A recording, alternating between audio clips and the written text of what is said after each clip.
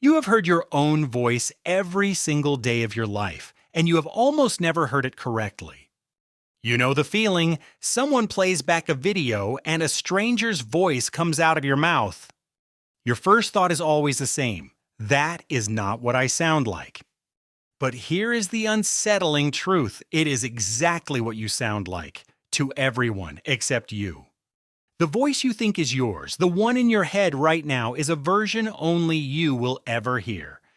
And the voice everyone else knows and loves and recognizes, you find alien.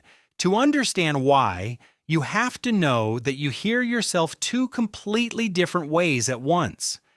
When anyone speaks, sound leaves their mouth and travels through the air. That is air conduction. It is how you hear everything: music, traffic, other people, and it is the only way anyone else ever hears you. But when you speak, something else happens that no one outside your own skull will ever experience. Your vocal cords vibrate, and those vibrations don't just leave through the air, they travel straight through the bones of your skull, directly into your inner ear. Scientists call this bone conduction, a private channel that pipes your voice to you from the inside. And here is the key: bone carries low frequencies far better than air does. So the voice you hear when you speak is secretly bass boosted, deeper, warmer, richer than the real thing. That is the voice you have fallen in love with over your entire life. A voice with extra depth that physically cannot exist outside your own head. Now a microphone comes along. A microphone has no skull. It can only catch the sound traveling through the air. So a recording captures only half the story: the thin, airy, higher-pitched half, the half that was always missing the bass. That is why your recorded voice sounds higher and thinner and wrong. It isn't wrong, it is just the half you never hear. This feeling is so universal that researchers gave it a name. They call it voice confrontation. The confrontation between the voice you believe is yours and the voice that actually leaves your body. And it goes deeper than just sound. In 2023, researchers studying self-voice found that bone conduction actually helps you recognize yourself. When they added the bone-conducted vibration back into recordings, people got better at telling their own voice apart from a stranger's. Which means that buzzing in your skull isn't just making your voice prettier. It is part of how your brain knows that the voice is you at all. Your sense of self is partly built out of a sound nobody else can hear. Now sit with the strangeness of that for a second.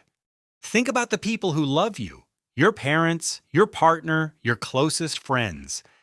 When they picture your voice in their memory, they are picturing the air-conducted one, the recording, the one you can't stand. The voice they fell in love with, the voice that comforts them, the voice they would recognize anywhere, is the exact voice you flinch at. And the voice you treasure, the deep, warm one in your head, not a single person you love has ever heard it, not once. They will live their whole lives knowing you, and they will never hear the voice you think is yours. It gets stranger when you realize this applies to everyone you have ever met. Every person walking around carries a secret voice in their head that they alone can hear. Billions of private voices, each one slightly richer than the version the world gets. We're all walking around half convinced we sound like someone we have never actually let anyone meet. So which one is the real you? The voice the whole world knows, or the one only you will ever hear? There's something almost lonely in it. The most personal sound you own, the one wired into your sense of who you are, is the one you can never share. And there is something almost beautiful in it too. Because it means everyone you have ever loved gave you the same gift without knowing it. They accepted a voice you yourself find strange, and they called it yours. They never needed the bass-boosted version. They loved the real one, the one you were too close to ever hear properly. So the next time you hear a recording and your whole body wants to reject it, try something different. That is not a stranger. That is the you that everyone else has always known. You are finally just getting to meet them. You have spent your whole life as the only person who never got to hear your real voice, and somehow everyone loved it anyway.